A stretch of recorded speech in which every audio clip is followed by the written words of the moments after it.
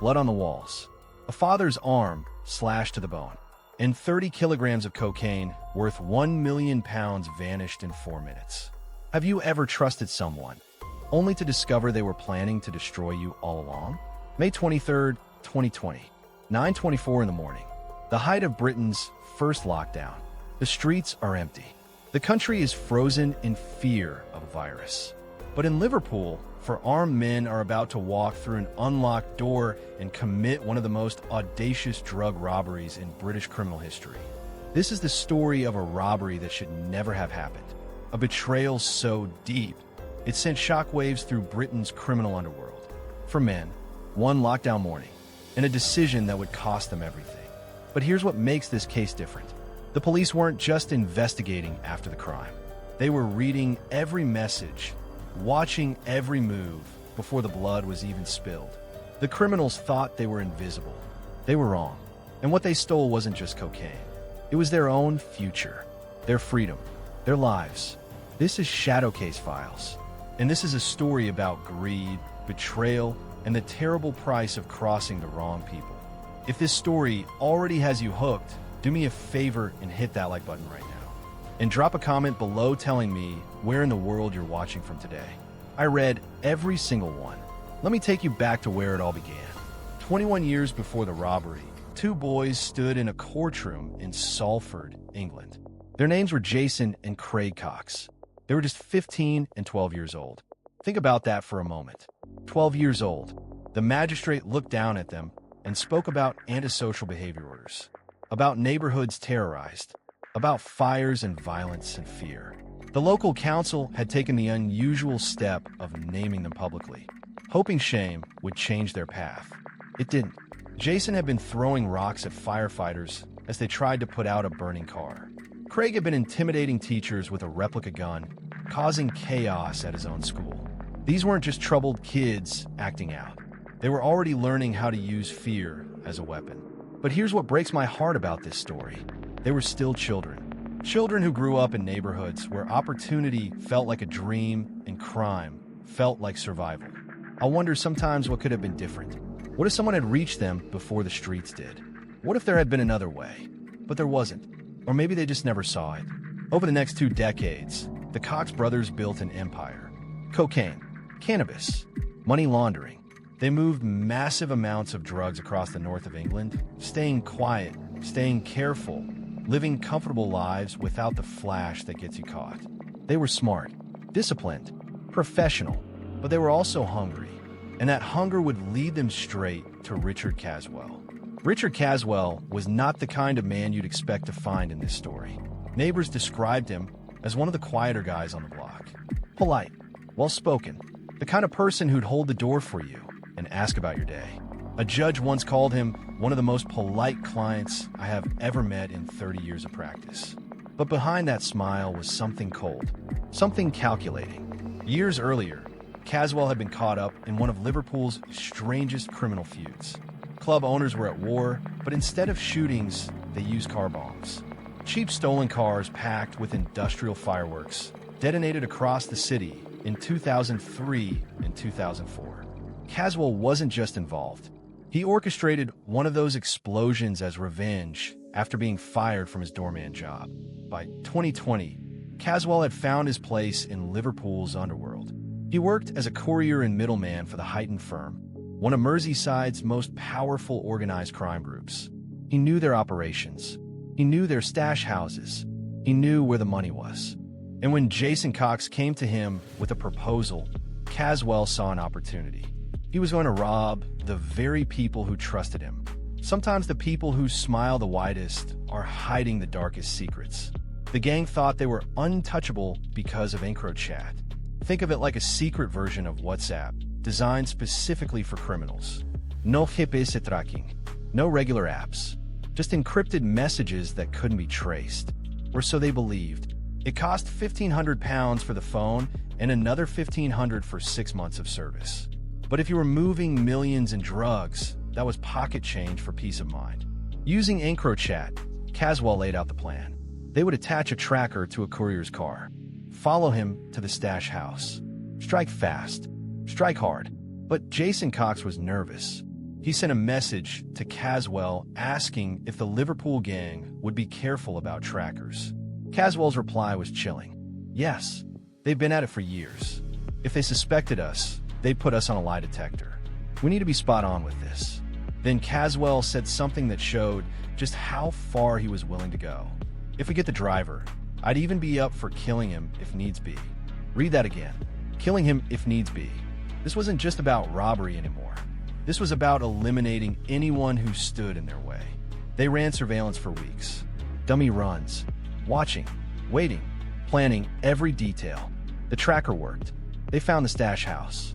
A semi-detached home on Croxdale Road West in Liverpool's West Derby area. The target was set. The date was chosen. May 23rd, 2020. The height of Britain's first coronavirus lockdown. The streets would be empty. Perfect cover. When does ambition become destruction? When does a plan become a death sentence? They were about to find out. 9:24 in the morning. A white delivery van pulls up outside the house. Inside are 4 men dressed in black. Axes, machetes, surgical masks that look like COVID precautions but hide their identities. Benjamin Monks-Gorton steps out first, wearing a high-visibility jacket. He's supposed to knock, pretend to be a delivery driver, get them to open the door. But when he reaches the entrance, he doesn't need to knock. The door is already open. What happens next is fast, brutal, terrifying. The gang rushes inside. A father and his 21-year-old son are in the house, unprepared, defenseless. The older man raises his arms to protect himself. The machete comes down anyway. It slices through muscle, through tissue, all the way to the bone. His arm is nearly severed. His son screams. Blood sprays across the walls, the floor, everything. For minutes. That's how long the attack lasted. From 9:24 to 9:28. At 9:30, the son calls 999. His voice is shaking, breaking. My dad's been stabbed. There's blood everywhere. But here's what he doesn't say. He doesn't mention the 30 kilograms of cocaine the attackers just walked out with. Because how do you explain that to the police? How do you tell them you're guarding £1 million worth of drugs? In 4 minutes, lives were shattered. A father would carry those scars forever, physical and emotional. A son would replay that moment in his mind every single day. And for what? A bag of white powder that would destroy everyone who touched it. The gang drove away, adrenaline pumping, dividing up the spoils, already planning how to sell it. They thought they'd gotten away with it. But the truth is, their fate was already sealed. While the Cox gang celebrated, something was happening 600 miles away in France that would change everything. In June 2020, French investigators cracked EncroChat. Every message, every photo, every plan, months of data from thousands of criminals across Europe, suddenly in the hands of law enforcement. The encrypted network criminals thought was untouchable had been compromised. In the UK, Operation Venetic launched, the largest law enforcement operation in British history. Over 200 arrests in Greater Manchester alone. And the Cox gang? They were at the top of the list. Police read everything. The planning, the tracker placement, the messages about killing couriers, the division of the stolen cocaine, the sale to other gangs using the password Man City near Manchester City's training ground. The irony is almost poetic. The gang thought they were invisible. They were the most watched men in Britain. The raids came fast.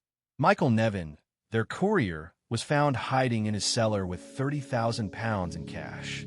Craig Cox was arrested at his home in Salford. Richard Caswell was tracked to a luxury apartment in London near the River Thames. Inside, police found £98,000 in cash stuffed in a bag. Benjamin Monks-Gorton was located in a hotel in Bury. But Jason and Lee Cox? They ran. We're halfway through this journey. If you believe in justice, subscribe and turn on notifications. And let me know in the comments, have you ever had to choose between loyalty and doing what's right? I want to hear your thoughts. The Cox brothers fled to Spain, thinking they could disappear in Alicante, blend into the expat community, wait for things to blow over. They waited for a year, but on July 6th, 2021, Spanish police spotted them in a car with 2 other men from Salford. A chase began. When officers tried to stop them, the brothers rammed the police vehicle, trying to escape. It didn't work. They were arrested and thrown into Fontcalent Prison, one of Spain's most notorious facilities. But even behind bars, they were planning. Prison guards discovered ropes and saw blades hidden in their cell. They were trying to escape. The brothers were immediately transferred to a maximum security prison in Madrid. Meanwhile, back in England, the violence had already started. Properties linked to the Cox family were firebombed. Richard Caswell was slashed while on remand at HMP Manchester. The underworld doesn't forgive betrayal. You can run for a year. You can hide in another country. But you can't outrun what you've done. Eventually, the Cox brothers were extradited back to the UK to face justice. We're almost at the end, but before we get there, I want to ask you something. If you believe in consequences, if you believe actions have weight, share this video with someone who needs to hear it. Your share might change someone's path. It might save them from these same mistakes. August 18th, 2023. Manchester Crown Court. The Cox brothers stood before the judge. Richard Caswell beside them. Benjamin Monks-Gorton. Michael Nevin. All waiting to hear how many years they would lose. Jason Cox. 14 years and 8 months. Craig Cox. 13 years and 6 months. Lee Cox, who helped distribute the drugs but wasn't at the robbery. 8 years. Richard Caswell, the man who betrayed everyone. 7 years. Benjamin Monks-Gorton. 6 years and 9 months. Michael Nevin, the courier. Almost 10 years. Add it all up. Decades of life locked away. But what about the father and son? The ones who survive the attack but carry the scars every single day? Who speaks for them? Here's what this story teaches us. Greed doesn't just destroy the greedy. It destroys everyone around them. Families, communities, innocent people caught in the crossfire. Betrayal leaves everyone wounded. Caswell betrayed the heightened firm. The Cox brothers betrayed their own futures. And in the end, nobody won. There are no winners in violence, only survivors and prisoners. The price of quick money is a slow, painful reckoning. For minutes of robbery bought them decades in cages. I think about Jason and Craig sometimes. 2 boys, aged 12 and 15, standing in that courtroom in 2003. What if someone had reached them then? What if there had been another way? But maybe the bigger question is this. What about the boys standing in courtrooms today? The ones making the same choices? Can we reach them before it's too late? Your choices today shape your tomorrow. Every decision, no matter how small, builds the life you'll live 10 years from now. Choose wisely. Choose carefully. Because one bad decision, one moment of greed, can cost you everything. Thank you for staying with me through this heartbreaking story. It wasn't easy to tell, and I know it wasn't easy to hear. Drop a comment below with the biggest lesson you took from this case. What spoke to you? What will you remember? And if this story moved you, hit that subscribe button and turn on notifications. Every week, we bring you real stories with real lessons. Stories that matter. Where are you watching from today? I love hearing from all over the world. Until next time, remember, our past doesn't define us, but our choices do. This is Shadow Case Files, and I'll see you in the next case.